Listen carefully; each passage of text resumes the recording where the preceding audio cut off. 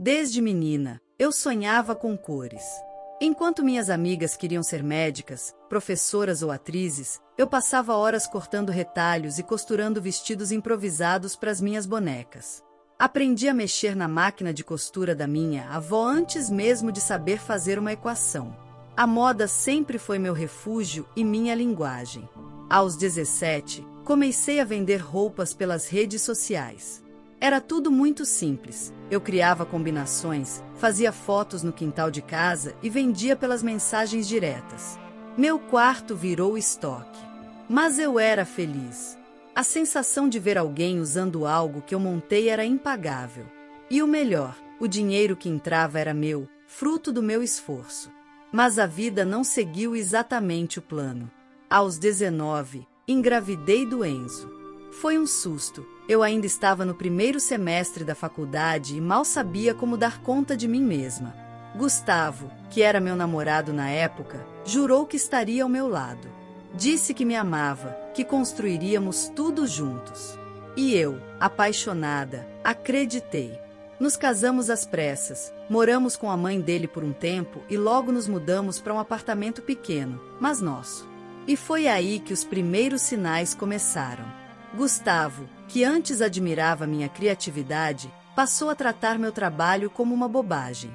Não é trabalho de verdade, dizia, enquanto passava por mim com sua maleta de administrador. Ele sempre deixava claro que o que eu fazia era temporário, quase uma brincadeira de menina mimada. Mesmo assim, continuei. Vendi enquanto amamentava, costurei com Enzo no colo, aprendi a fazer marketing sozinha. Virei madrugada fazendo entregas, perdi a conta de quantas vezes fui dormir sem jantar só para pagar o motoboy. E mesmo quando meu negócio começou a dar retorno, Gustavo fazia questão de diminuir. Ele dizia coisas como: "Ah, vendeu 3 blusinhas e já acha que é empresária? Você devia era cuidar da casa, isso sim. Tá gastando tempo demais com isso. E pra quê?" Eu ouvia, calava. Mas seguia em frente. Porque dentro de mim, ainda morava aquela menina que sonhava com uma vitrine cheia, manequins montados por mim, e uma loja que levasse meu nome na fachada. Demorei 3 anos juntando dinheiro. Vendi de porta em porta, fechei parcerias com salões de beleza, fiz bazares em condomínios, abri brechós online. E finalmente, encontrei um ponto pequeno no bairro, bem localizado, com uma fachada simples, mas charmosa. Quando assinei o contrato de aluguel, chorei no banheiro escondida do Gustavo. Eu sabia que ele não ia comemorar. E não comemorou mesmo. "Loja? Vai jogar dinheiro no lixo." Então, ele disse, ao ver o contrato. Não discuti. Apenas fui atrás do que precisava: tinta, araras, cabides, espelhos. Minha mãe me ajudou como pôde. Gabi, minha amiga de infância, criou o letreiro. Passei as madrugadas pintando, lixando madeira, organizando etiquetas. Enzo, com 10 anos, me ajudava colando adesivos e embalando peças. E então, no dia da inauguração, acordei com o coração acelerado. Me vesti com o melhor look que tinha, fiz maquiagem simples, prendi o cabelo de forma elegante. Quando Gustavo desceu e viu o movimento, suspirou alto. Não perguntou se eu estava nervosa. Nem se precisava de ajuda. Mesmo assim, respirei fundo e pedi: "Amor, você pode tirar uma foto minha aqui na frente da loja?" Ele nem disfarçou o desdém.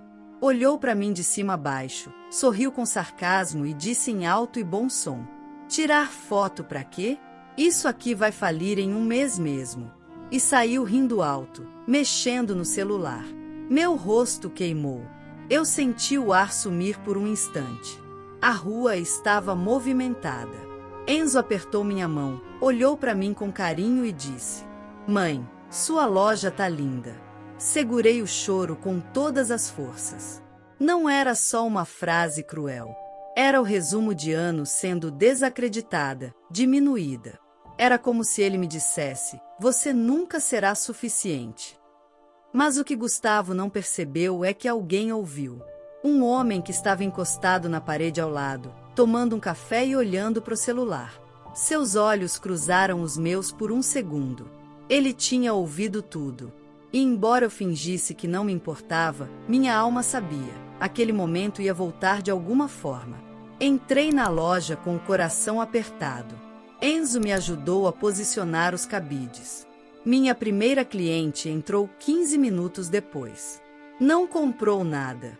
A segunda também não. Mas mesmo com a insegurança pairando, algo havia mudado. Porque a vergonha que eu sentia estava começando a dar lugar à fúria. Uma fúria silenciosa. Uma vontade de provar, nem que fosse só para mim mesma, que eu não merecia aquele desprezo. Eu só não sabia que o universo já estava escrevendo a próxima página da minha história. E que aquele cliente calado, da loja ao lado, seria o primeiro a enxergar o que meu próprio marido nunca viu. Aquele primeiro dia passou devagar. Eu olhava o relógio, respondia mensagens no Instagram, arrumava cabides, mudava as peças de lugar, como se isso fosse atrair clientes por mágica. Enzo me ajudava com alegria, mesmo sentindo o peso do meu silêncio. Ele percebeu que algo em mim estava trincado desde a frase que o pai soltou. Mas, como toda criança sensível, fingiu que não era nada. Naquela noite, deitei exausta, mas não consegui dormir. Fiquei rolando na cama, revivendo a risada debochada do Gustavo. Era sempre assim. Toda vez que algo bom acontecia comigo, ele fazia questão de apagar o brilho. Como se o sucesso de uma mulher fosse uma ameaça à masculinidade dele. Ele não gritava, não batia, mas zombava, diminuía, envenenava aos poucos. Aquele tipo de violência silenciosa que ninguém vê, mas que corrói por dentro. No dia seguinte, fui abrir a loja com um nó na garganta. Havia 3 caixas novas de peças que eu tinha costurado sozinha. Organizei tudo com carinho, montei uma arara com destaque, coloquei até uma plantinha artificial na vitrine. Foi então que, no fim da manhã, o homem que tinha ouvido a frase do Gustavo entrou. Ele se apresentou com um sorriso. Oi, tudo bem? Sou o Leandro. Trabalho ali na loja de móveis planejados, logo na esquina. Passei aqui ontem, ouvi uma coisa bem desagradável. Só queria dizer que sua loja é linda. E que, só pela coragem de abrir, você já venceu. Na hora, senti minhas pernas fraquejarem. Mas mantive a postura. Obrigada. Eu respirei fundo. Eu tento não levar a sério essas coisas. Ele sorriu de novo. Não aquele sorriso de pena, mas um sorriso sincero, empático. Aquele tipo de olhar que diz eu te vejo. E, naquele momento, ser vista era tudo o que eu precisava. Conversamos por alguns minutos. Ele perguntou sobre as roupas, os tecidos, como eu produzia. Disse que sua esposa era apaixonada por moda autoral e que provavelmente adoraria minhas peças. Eu falei um pouco da minha história, da costura desde nova, das feiras que participei. Me ouvi falando com mais orgulho do que imaginava que ainda tinha. Antes de sair, ele disse: posso tirar uma foto sua aqui, na frente da loja? É que eu faço um projeto nas redes divulgando comércios locais. Tem bastante gente que me acompanha, acho que vão gostar. Meu coração disparou. A foto que eu pedi ao Gustavo, que ele riu e recusou, agora seria feita por um desconhecido que mal me conhecia, mas que acreditava em mim. Leandro pegou o celular e disse: fica bem no centro, ali, entre a arara e o letreiro. Isso. Agora olha aqui. Sorrir não foi difícil. Era um sorriso misturado de alívio e dor, mas principalmente de resistência. Quando ele clicou, senti como se estivesse recuperando algo que me foi roubado. Postou a foto naquela tarde. Marcou a loja, escreveu um texto breve. Coragem tem nome. Empreendedora do bairro que merece ser reconhecida. Sigam e valorizem. Naquele mesmo dia, recebi 150 novos seguidores. No outro, 400. Clientes começaram a entrar dizendo: vi no perfil do Leandro. Uma mulher comprou 3 vestidos e disse que voltaria com a irmã. Uma outra tirou foto da vitrine e me pediu orçamento para a encomenda. Enquanto isso, Gustavo me ignorava completamente. Não comentou nada sobre o movimento. Só me lançava olhares silenciosos como quem dizia: isso não vai durar. Mas não foi o fim. Na sexta-feira, Leandro voltou. E, dessa vez, não veio só com elogios. Tenho uma proposta para te fazer, mas queria te apresentar uma pessoa antes. Eu assenti, sem imaginar o tamanho da porta que estava prestes a se abrir. Ele me disse que voltaria no sábado com a esposa, e mais alguém. E ali, no fim da tarde, com minha loja cheia de luz natural, percebi uma verdade simples, mas poderosa. Enquanto uns torcem pelo seu fracasso, outros aparecem para te lembrar que você nasceu para vencer. E eu estava prestes a descobrir que meu brilho ia muito além daquela vitrine. No dia seguinte à visita de Leandro e à postagem da Júlia, minha loja amanheceu com filas. Antes mesmo de eu abrir a porta, já havia 3 pessoas esperando do lado de fora, celulares na mão e rostos curiosos. Uma delas me disse: vi no Instagram, fiquei encantada com a história. Tinha que vir pessoalmente.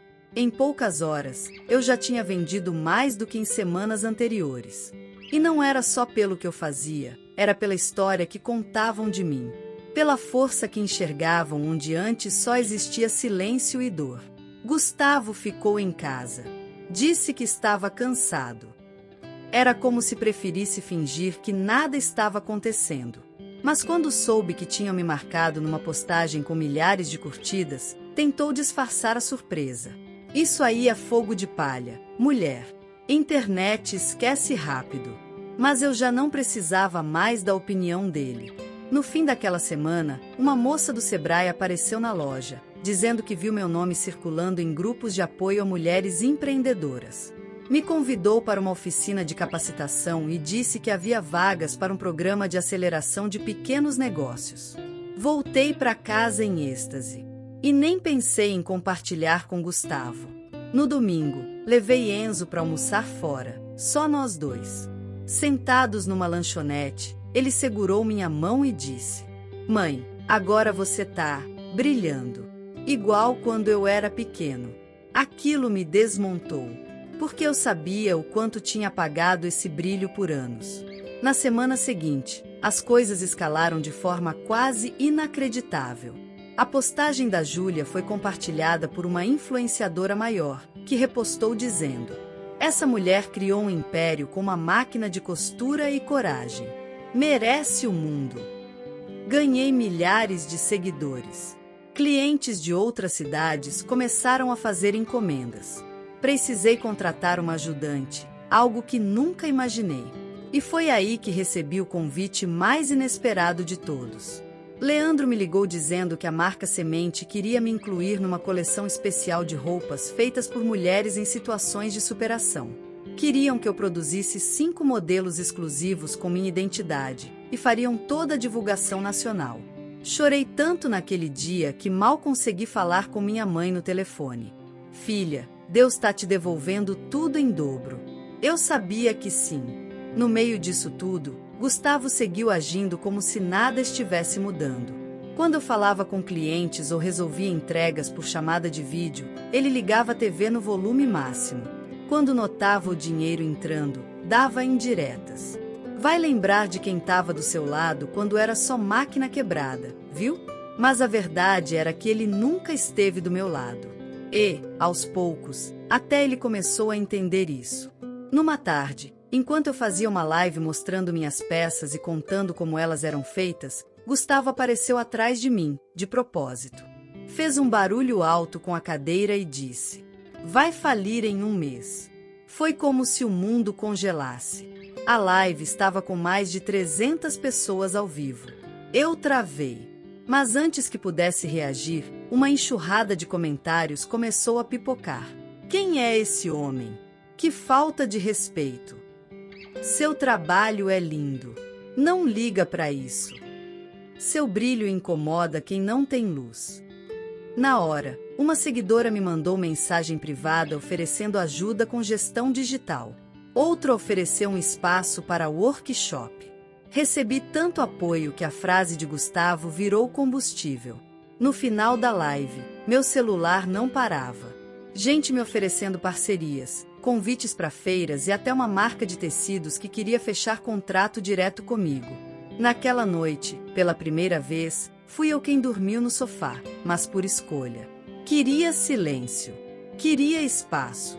Queria respirar o meu próprio sucesso. Dias depois, levei Enzo para conhecer o centro de distribuição da semente.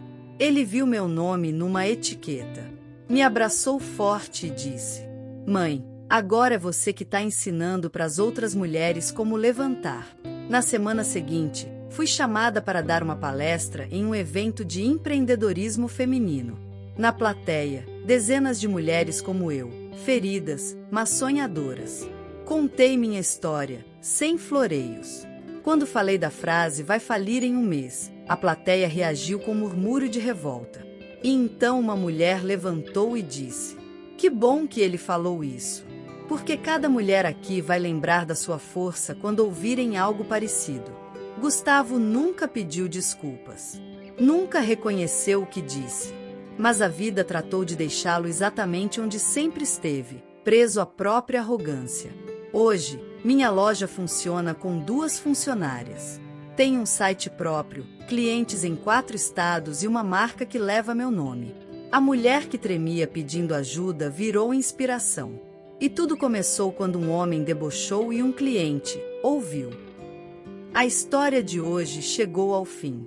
E se você quiser mudar a sua história através de deliciosos brigadeiros gourmets, os tornando sua fonte de renda extra, ou até mesmo principal, adquira agora seu livro digital, que chegará no seu e-mail com mais de 80 receitas de brigadeiros por um preço ridiculamente barato. Você ainda ganha bônus sensacionais como planilha mágica de precificação, receitas bônus de outros doces e muito mais. E se não quiser fazer renda com seus brigadeiros, você pode simplesmente deixar seus amigos e familiares apaixonados por essas gostosuras. Clica no link da descrição ou do primeiro comentário desse vídeo e reserve agora seu livro digital. E não se esqueça de comentar qual lição você tirou dessa história. Também deixe um like no vídeo e se inscreva para não perder os próximos vídeos. Tchauzinho!